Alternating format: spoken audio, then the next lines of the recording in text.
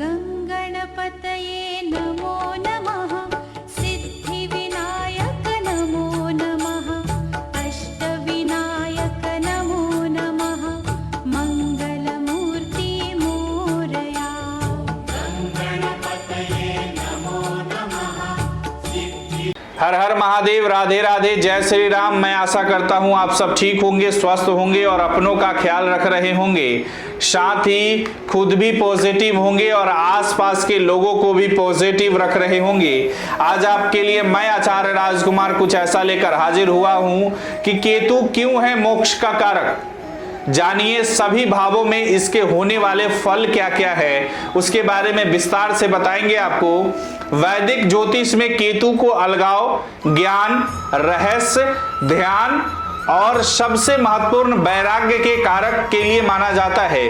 केतु कर्म का प्रतिनिधित्व करता है, यह हमारे पिछले जन्म के कर्मों के फल को दर्शाता है।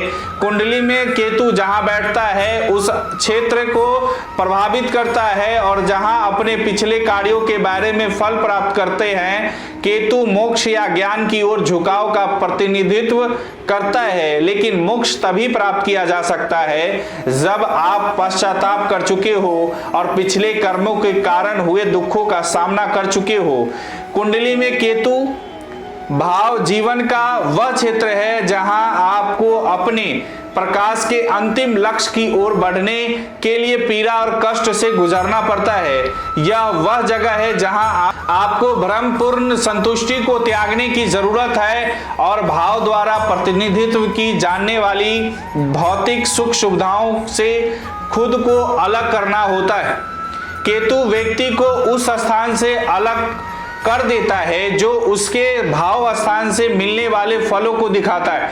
अगर केतु दूसरे या 11वें भाव में स्थित है तो व्यक्ति धन से संबंधित मामलों में बहुत कम या कोई दिलचस्पी नहीं लेता। किसी तरह व्यक्ति जीवन के इस क्षेत्र को कंट्रोल नहीं कर पाता, लेकिन इसका मतलब यह नहीं है कि व्यक्ति धन से वंचित हो जाएगा। वह एक धनी व्यक्ति हो सकता है, लेकिन हो सकता है कि उसका अपनी संपत्ति पर नियंत्रण यानी कंट्रोल या आसानी से धन का लाभ न उठा पाए।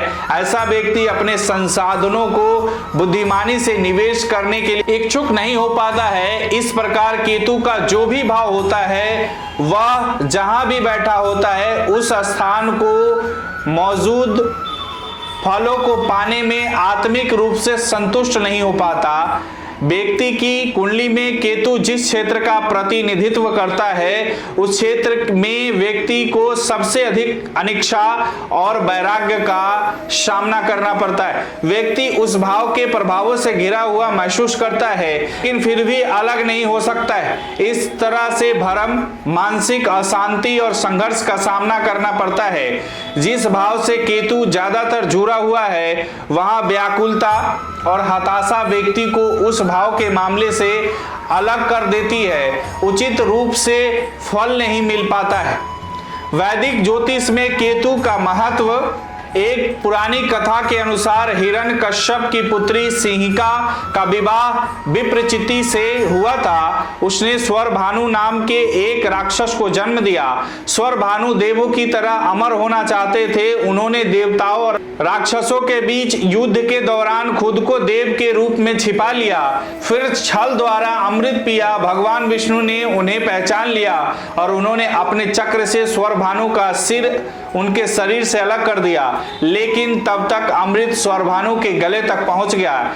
इसलिए सिर वाला हिस्सा राहु के रूप जाना जाने लगा, जबकि दूसरे आधे हिस्से को केतु कहा गया। इसी कारण केतु को मोक्ष का कारक ग्रह कहा जाता है। केतु को कई अलग अलग नामों से जाना जाता है, जैसे ध्वज, शिखी और राहु पूछ। जन्म कुंडली में केतु का प्रभाव प्रत्येक अलग अलग राशियों में अलग अलग फल देता है। यदि आपकी कुंडली में केतु मीन में है तो वह अपनी ही राशि और स्वराशि में माना जाता है, या अपनी मूल त्रिकोण राशि में है। यदि यह मकर राशि में है, केतु यदि वृश्चिक राशि में होगा तो मजबूत होता है। केतु धनु राशि में भी उच्च का होता है। केतु वृष राशि में नीच का है, मिथुन राशि में होने पर भी यह नीच का होता है। केतु की यह स्थिति उच्च अवस्था के ठीक विपरीत होती है। नीच का केतु व्यक्ति को असहाय और अलग महसूस कराता है। केतु अपने आप में कोई ग्रह नहीं है और अपने आप में पूर्ण भी नहीं है। एक ही राक्षस के दो भाग हुए, सिर वाला भाग राहु हुआ तो पूंछ वाला भाग केतु हुआ। ऐसे में केतु का कार्य हैंडलेस होता है, यानी केतु प्रभावित व्यक्ति काम करेगा तो बताए गए तरीके से ही की प्रोसेस को बार बार करता रहेगा। उसके काम में किसी प्रकार की क्रिएटिविटी नहीं होगी। किसी भी क्रिया, वस्तु अथवा संरचना का आखिरी भाग केतु होता है। केतु राहु की तरह अपने प्रभाव सीधे सीधे नहीं देता। जिस ग्रह और राशि के प्रभाव में होगा उसी के अनुसार फल देगा। लाल किताब के अनुसार तो जिस भाव में होगा उसी भाव के अनुसार फल देगा। परंपरागत ज्योतिष में तो इसे कुंजवत यानी मंगल के जैसा कहा गया है। जातक की कुंडली में केतु निशान बनाने वाला होता है। किसी जातक की कुंडली में जिस भाव और राशि में केतु होता है, काल पुरुष की कुंडली के हिसाब से जातक के शरीर में उस हिस्से में कटे, जले अथवा चोट के निशान होने की सर्वाधिक संभावना होती है। विभिन्न भावों में केतु का प्रभाव और उसके उपाय की बात करें। केतु का 10वें भाव में फल, 10वां भाव शनि का होता है। यदि केतु यहाँ शुभ हो तो व्यक्ति अत्यंत भाग्यशाली लेकिन अवसरवादी हो सकता है। व्यक्ति प्रसिद्धि व्यक्ति हो सकता है। यदि 10वें भाव में केतु अशुभ हो तो व्यक्ति को सुनने की समस्या, हड्डियों में दर्द से परेशान हो सकता है। पारिवारिक जीवन चिंताओं और कष्टों से भरा हो सकता है। 10वां घर शनि का होता है। यहाँ के केतु के परिणाम शनि की प्रकृति पर निर्भर करते हैं। यदि केतु शुभ हो तो जातक भाग्यशाली होता है, अपने बारे में चिंता करने वाला होता है और अवसरवादी भी होता है। मौका का फायदा उठाने वाला होता है। उसके पिता की मृत्यु जल्दी हो जाती है। यदि शनि 6वें भाव में हो तो जातक प्रसिद्ध खिलाड़ी होता है। यदि जातक अपने भाइयों को उनके कुकर्मे के लिए क्षमा करता है तो उसकी तरक्की होगी।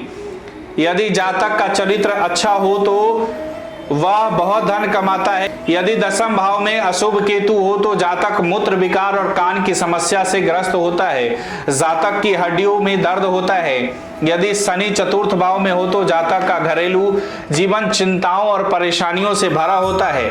जातक के 3 पुत्रों की मृत्यु हो जाती है। केतु के 10वें भाव का उपाय की बात करें तो घर में शहद से भरा बर्तन रखे, घर में एक कुत्ता रखे, विशेषकर 48 साल की उम्र के बाद व्यभिचार से बचे, चंद्रमा और बृहस्पति का उपचार जरूर करवाएं। अगर आपको यह वीडियो अच्छी लगी हो तो इसे फेसबुक और यूट्यूब पर शेयर और लाइक जरूर करें। इसी तरह और भी वीडियो देखने के लिए जुड़े रहे गणपति ज्योतिष संस्थान से। अपने विचार हमें कमेंट बॉक्स में जरूर भेजें। नमस्कार, राधे राधे।